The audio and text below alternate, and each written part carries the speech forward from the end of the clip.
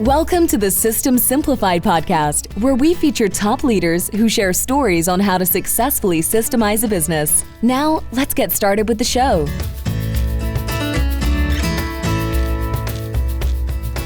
Hello, Adi Klevit here, the host of the System Simplified podcast, where I feature top founders, entrepreneurs, and thought leaders about systematizing a business. And today's episode is being brought to you by Business Success Consulting Group, where we create, document, optimize, and implement processes and procedures so businesses can grow and thrive. And I am very happy to introduce today's guest, Eric Rozenberg. Hi, Eric. How are you? Doing great. How are you doing? Very well. Thank you for having me. You are very welcome, and I'm very happy to have you as a guest. Eric, you are a business builder. I love that title. I love it. You built and exited several businesses, and now you are in the event space to help businesses in that space. Absolutely. We're definitely going to dive into it, but you're also an author, and I just finished reading your book, your wonderful book that I recommend to all of our listeners. It's called Before It's Too Late, and it's a love letter to your daughters, and it's a very personal story and a very important one that I definitely recommend our listeners to buy. I listened to it on Audible, where you narrate, and it's beautiful. It's just beautiful, beautifully written. You read it beautifully, and I recommend our listeners to pick it up and listen to it or read it. So thank you for writing that. Thank you. Shedding really some truth on different situations that are happening in the world today.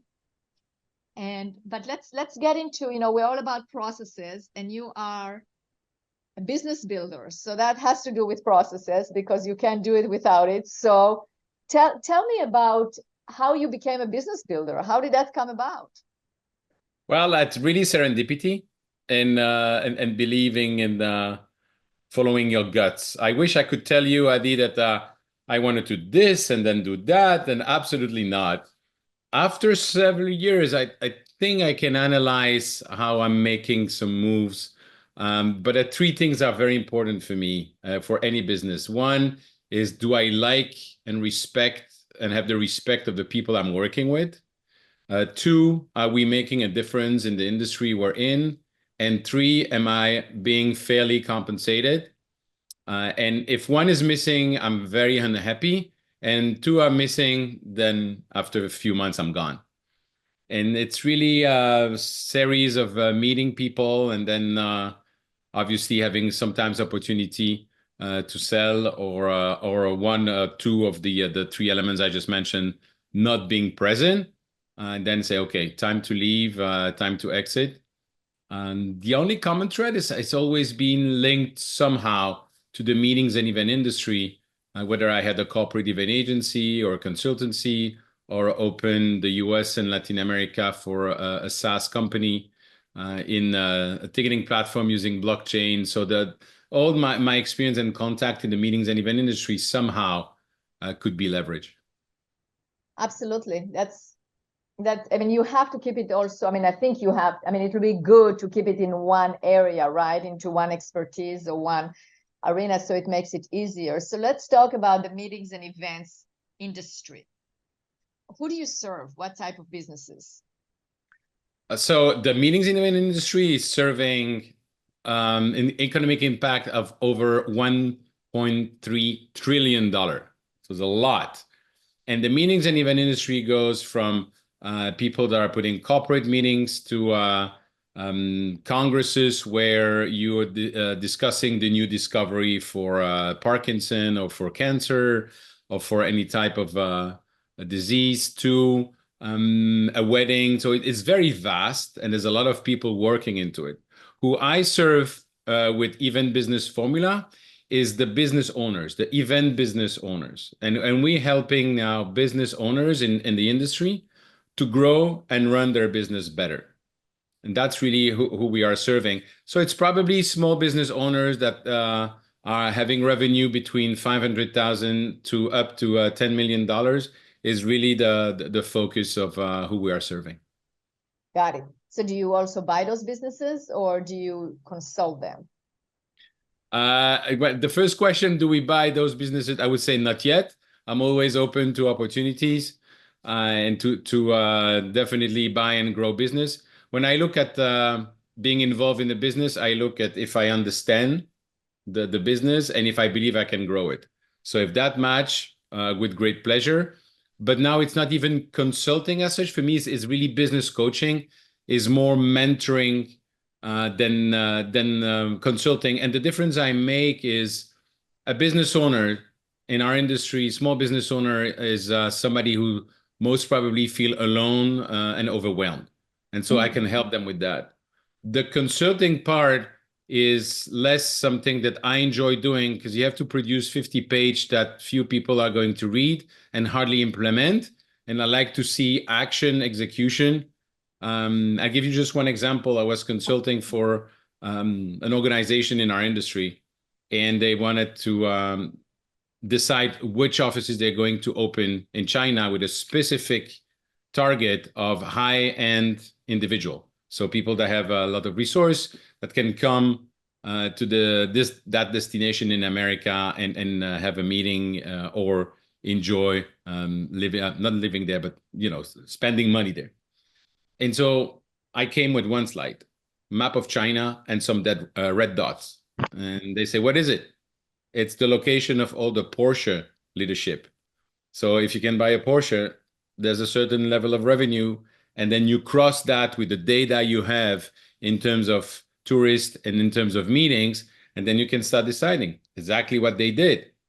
Now, if you're consulting, you need to produce 30, 50 pages of report, because that person who understands what you're doing and can apply it actually has to justify to their board or to their CEO why they work with you and look at what they bring, instead of, let's look at the outcome, let's look at the results, let's look at the execution. Absolutely. So Eric, you mentioned that you look at the business, you can see if you understand it and if you can grow it. So what are the factors that you see in a business that you can actually makes you think, yes, I can grow this business? Well, for me, that I can grow, there's two parts. The first one is obviously all the processes and procedure that you put in place, looking at the management, looking at the customer, looking at the team, looking at the understanding the industry and what is the ideal organization chart, and all those elements, that you can decide, okay, this is something good, this is something that can be improved, and basically have an opportunity also to speak with people of the team and people or some of the customer. But the second thing really for me is I believe I can grow if I understand and if I can leverage my network and my experience. And so tomorrow you said you can buy the greatest company that is in manufacturing. It's great. I believe in manufacturing. I've never done manufacturing. I don't know the ins and outs of manufacturing.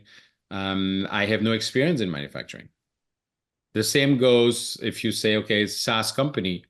I don't know about blockchain. I know what blockchain does. But in that case, a few years ago, when I sat down with the owner of the company, I realized that from the moment I understand what pain his platform is curing with the customer, I can then leverage my contact and my experience in the industry. So that's really, I wish I'd give you, these are the 10 points and the blueprint that I'm looking at. It's good. I think it's, yeah, of course. I mean, it's not science. And as you said, it's your gut feeling, it's you knowing that it works, and it's the connection. I mean, it is definitely a human connection, because there's obviously all this talk about AI now and, how it's going to replace things or not replace. So of course it's a tool that you can use, but that nothing will replace the knowingness and the human connection that you have and the understanding, because I think you brought a very good point. You have to understand the industry that you work with, because that will cut the runway in significantly. I mean, of course you can learn things, but why not just repeat what is successful? Go to the space that that is successful. Then find an industry or a business that you understand, that you like, that you agree with. And then you can see if you can actually make it grow. I mean, are there any things that when you look at the business you go, I cannot help this business. This business I cannot make grow? Oh yeah, first of all, there's a lot of industries where I would not even be looking because I don't have the experience, and I would think that if I don't have that, I don't feel that I can contribute to that, and don't have that knowledge. No, I can always bring people. So what I would look at, it's the basic numbers, if this is something that makes sense, and then the second step immediately is meeting with the owner and meeting with the management. But before anything else, who is the owner, and have a conversation with that person. Yeah, because basically what you're describing right now is a process on how to buy a business or how to determine what the business is, which I love. But okay, so let's talk about it. It's kind of like, if you were a realtor, I would ask, okay, so what are the things that we look at when I'm buying a house, right? So you probably would say, well, look at the environment, or go there at night, and listen and hear noises, or hear with the people around and all that. I mean, you just like assessing not just the house itself, but you're assessing the environment, the same thing. So when you meet with the leadership and the owner, I'm curious, what questions do you ask, or what do you look for? Well, that's a brilliant question, because that's the differentiation. We're going back to the business owners in the meetings and event industry, what we do, that's exactly my point of differentiation.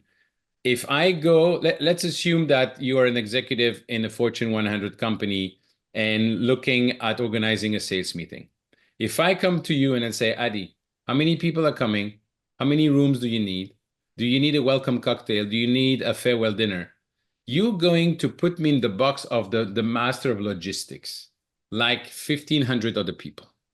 But if I come to you with the right question, I understand that your industry is the challenges that you're facing today is this and that. From what I understood as well is that the three main objectives that you have for your company in the next 12 months are these. So who's coming? How are you going to measure success? What do you expect for the people attending the sales meeting to remember, to feel, to act? What do you expect them to do? And so this is a completely different approach that is more linked to strategy. There's more linked to why an organization would put a meeting together. And as a business owner trying to sell your services, that's how you're going to be differentiating yourself with the rest of the competition. That's how you're going to be seen as a true strategic partner. And that's how we grow the previous company. Even during the subprime crisis, we had this methodology, and we were able to help organizations thanks to that. Right. So when you meet with it, let's say when you're looking at buying a business or partner with the business, I mean, you will meet with the owner and the leadership, and you will basically, what you're saying is you're not going to go into the details yet, the tactics, you're going to go into the why and the understanding. I guess that also goes like if you are like a prospective buyer, which you are, like sometimes you go and buy businesses, you will have that conversation with the owner to really dig into the why and the core values probably and what is going on, right? I mean, so that's what I'm looking at. Like, if we have listeners right now that are looking at buying a business, give them some advice from your success. Like, what did you look at that made it successful? First and foremost, the team. That's really the main thing. Do they have a strong values? Which, by the way, if they don't, it's an opportunity for you to bring that. But do they have? You have to also look if they're coachable, because what if they're not? What if they have? Right. I mean, you look at the strong values. Let's say they don't. You can always have. You can have strong values, lack of values, or you can have negative values, right? So if you already have a negative culture, then you're going to come there. You can probably need to assess if you can actually change that culture. Absolutely. Then you look at why the person is willing to sell. You're looking at the type of customer that they have. You're looking at how many customer. Do they have this any customer that represent more than 20%? Then I'm looking at what is the industry doing in the next 10 years? Is this growing? What about the positioning that that company can have? Then obviously you look at the numbers and financials, and if it can support any debt or if it can support any additional cost. It's really then the due diligence after the numbers are extremely important. But for me, the two main things are what about the owner and the management, and what about the customers and the industry? Right. Right. That makes total sense. Now, were there any piece of advice that you would give to somebody who wants to buy a business based on your experience to look for things that you wish you knew before you bought a business? So buying a business is a full-time job. So that's the first thing I would say. So you need to have the right team as well to analyze everything. There was always this say when I was raised in Belgium, you have to learn to know your strength and your weaknesses, and then improve your weaknesses. Until one day I thought, but that's a waste of time.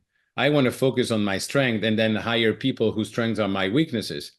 So I think that's part of strengthening the weaknesses. Obviously, I mean, I think it's true because correct. you have the strengths and weaknesses. Even strengthening your weaknesses is also to know that you hire somebody who is strong. Then your weaknesses are basically becoming strong by that person. Yeah, Absolutely. So in answer to your question, for me, I love looking at numbers in an Excel sheet to say, okay, these are the potential investment we can make and understand the business.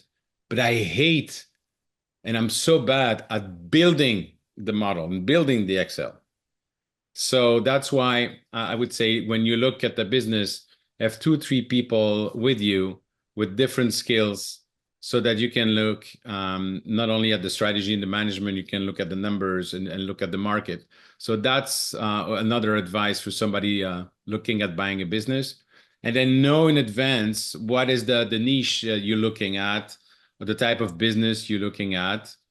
And then, as I said, it's a full-time job. So there's a lot of sources for the deal flow. But the best way for me is to be able to create your own deal flow. And that takes a lot of time. So, right. Yeah. So when you say the deal flow, what do you mean? What do you mean by that? How many deals that you can have, what are the potential companies that can be bought? How do you find the potential company you can buy? Got it. So it's either you use people that can help you, you do it yourself, but it's a full-time job. It definitely takes a lot of time. Absolutely. Yeah, totally.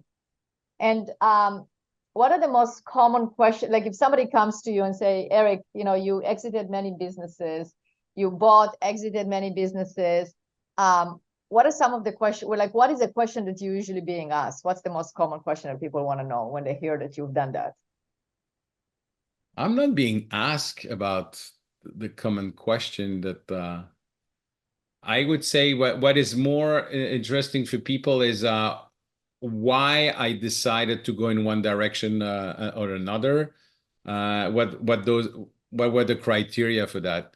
And again, that's coming back to me to what is the team, what is the impact you're having on the industry and the financials.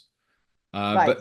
But to me, it's really looking. Listen, you only live once, so numbers are important. Fine, very very important, obviously. But if it's just about numbers, I personally not happy. And when it comes, for instance, to investors and investment, a lot of my friends are in private equity and venture capital, which I respect a lot, and they're amazing people, and they've built like mega companies. I don't want to be in that trend, if you want. I don't want to have to say, oh, okay, we need to grow 30% per year for the next 3 years. And the second year you've grown 27%. Oh my God, we need to find 3 additional percent. That's not how I'm functioning. So for me, it's more serendipity and opportunities meeting people, but you have to create those. Right. You have to know what you like, you have to know what you're good at, and then you have to create those opportunities. So in answer to your question, what I'm being asked is, why did you do that? Or how did you decide to go in that direction, or to be invested or involved in that company? That's where I can more answer. The same way when I had my first business, when I had my first job at the barbecue, and not at the traditional interviews with big companies coming on campus. And the second business was a couple I met on holidays. So it's nothing classic that people would expect, if you want, as an answer. No, but I think you get the right answer. I mean, it's like really, that's why probably events and meetings, that's the space you are in, because it's about meeting people, right? It's about going to events. I mean, without that, we don't have the interaction where we can actually meet each other. I mean, you and I met at an event, right? We sat next to each other, started talking. For you talk about your book. I read your book on the way back from when I was flying back, and it impacted me a lot. And it wouldn't have happened if we didn't go to an event and actually talk to each other. It just doesn't happen. You have to be you just have to be at places where people are. And as you said, just connect with people that really connect with you, that you can connect with, that you have passion for. And I interviewed many on my podcast that, many entrepreneurs that talk about passion, about goals, about mission, about purpose, whatever it is, but you have to have that because that's what drives you. And then the rest falls into place. And of course, you have to make sure that the team is correct and the financials are correct and all of that. But you have to really define for yourself, does that align with my purpose or not?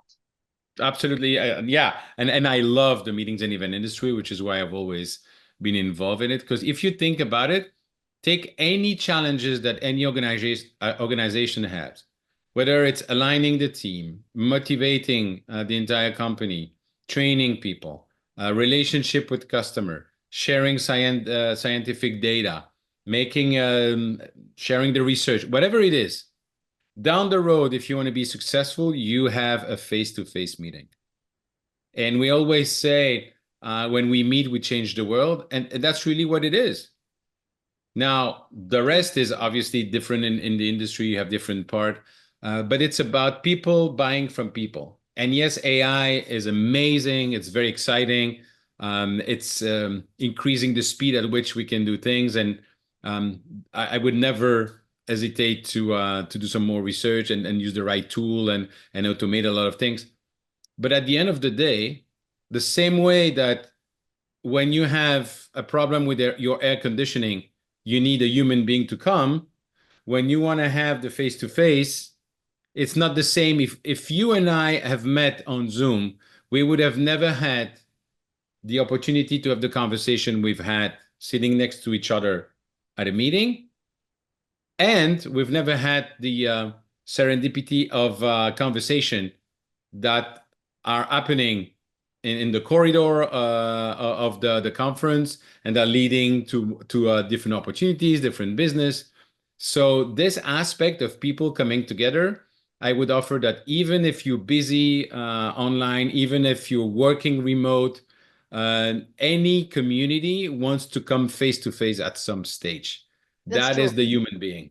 It is, and that's what will make us stronger, because to the degree that we are all separated, make us weaker. But together have a community, because when you have a community, then you really, you connect with people. So it's not just a face on the screen, but you will defend that person, you will be there for them, in bad, and you will be celebrating with them in good, and you will be doing business with if they align with your values. And it just creates that's a very important thing. So I agree with you.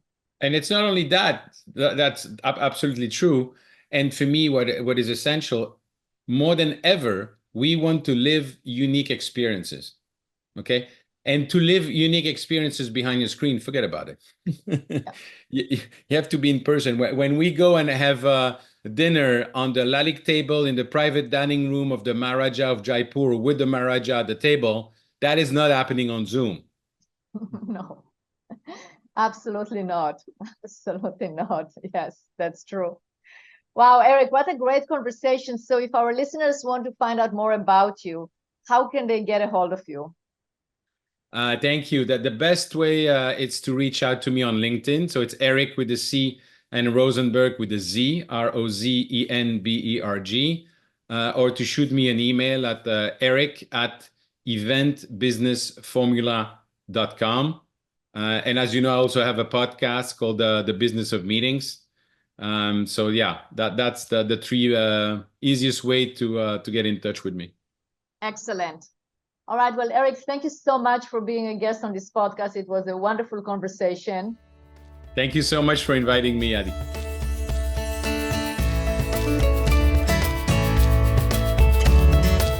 Thanks for listening to the System Simplified podcast. We'll see you again next time, and be sure to click subscribe to get future episodes.